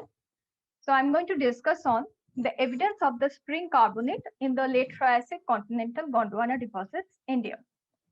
So in the study area, which is shown in the poster presentation, you will see a thick succession, which is dominantly siliciclastic from the Mullery Formation, Pranita Godavari Basin of late Triassic. And the succession is 300 to 500 meters thick, out of which only about 8% by volume constitutes the carbonates. But if you see the lithologue, you will see that the carbonates were incorporated into the system throughout the whole of the succession. Now, my research approach was to characterize the carbonate types, mechanism of deposition, and the depositional environment. Methods used were documentation of the field occurrence, petrographic study, ACM, EPMA, and the stabilizative composition. Now, essentially, the carbonates are of two types. First one is the carbonate grains in the grain stones. Now, this is a typical grain stone in the hand specimen. There are three types of grains which constitute the carbonate grain stone. The most highest percentage is the paleoidal grains, which are massive micritic, often diffused boundary along with the associated grains. Within the massive micritic paleoids, we often find ostracote shells. The second type is the coated grains. Now, coated grains consist of a proper nucleus and a cortex. Now, the cortex varies from grain to grain. Here in one of the type, you can see that they are lined with micrite, dark dense micrite, which traps the very fine siliciclastic grains and helps in the abiotic precipitation of the calcite crystals till the another micritic line comes in. Often there are aperched observed within the cortex. The third type is the polycrystalline aggregate, where you can see that the fan-like distribution of the calcite crystals, which are agglutinated and aggregates form the clast. Now you can well see that these are broken down clast and not a clast as a whole, like in the case of the coated grains. So the paleoids have been originated from the palestrine carbonate. The coated grains are actually the transported oncoids, and the polycrystalline aggregates are the class of spring carbonates. The second type of carbonate is the impure limestone. This is a polysection showing the alternation of the carbonate and the siliciclastic. Within the carbonate, there lies the organic flakes and clotted micrites. And in the other spaces, there are voids filled up with sparicalcite, which are lined again on both sides by dark, dense micrite patches, where you can see. On either side of the dense micritic layer, there is the growth of the abiotic dendritic crystals composed of calcite. These are abiotic precipitation, and this dark dense material are the microbial coating. Note one thing, that these features shown in figure C and D are very similar to those of the polycrystalline aggregates of the carbonate grainstones. So the depositional environment of the carbonates are that the identification of the features similar to the paleostrine carbonate and the microbial features within the grainstones and the impure limestones, along with the aquatic invertebrates, freshwater bivalves, ostracods, and microbes, indicate that the precipitating environment was more like a paleodal to phalite under ambient temperature. Plot of delta 13C and delta 18O has been found to be negative, which is shown in the poster presentation, and they cluster near the field of tufa-carbonates. And sporadic occurrence of the impure limestones showing the microbial evidences indicates a low energy pondite environment, and presence of spring and absence of soil carbonate, gypsum, or dolomite indicates that the paleoclimate was more humid rather than arid. Thank you for listening. I welcome you to the poster presentation discussion session. Thank you so much for that, Sangeeta. Noor, are you all set up? Hello, can you hear me now? Perfect. It's brilliant. Good. Just share your screen, and Okay.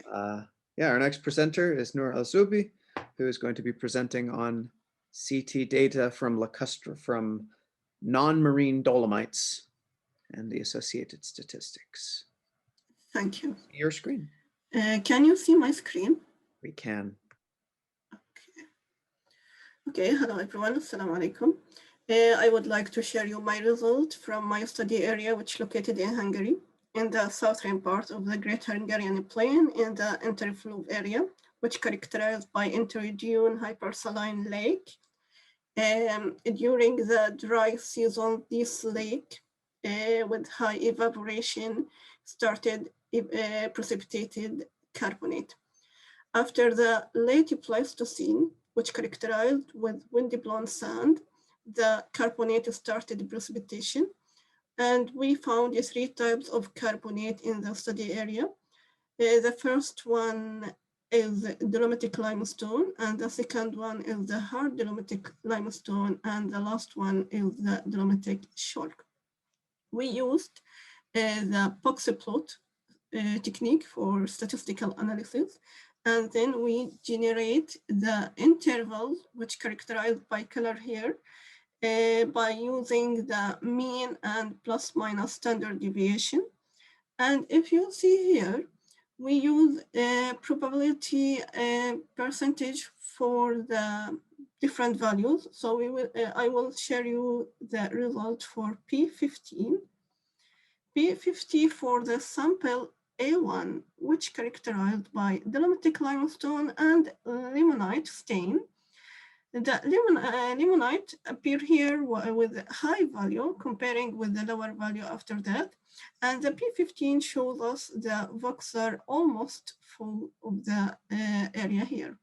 And the cumulative distribution frequency appear for the first 3 samples with almost in the semi-group, while the last one is the unlithified sample with lower value regarding the CT analysis. So the discussion, mainly the main value for the P15 shows the value under the 700 for the empty pores, while the value upper the 2000 for the dolomitic limestone and the value upper the 3000 for the limonite saturated matrix. So while the aim of this project to digitize data, so the CT technique is very useful tool to digitize rock material. And here we are using microscale meter. So the result show us the vertical and horizontal heterogeneity in these samples, while the CT is has highly sensitive in changing in features that can be detected by CT in size and shape and density properties. Thank you, and any question in the discussion room? Thank you. Thank you for that. With that, we've now presented all of our poster presenters. So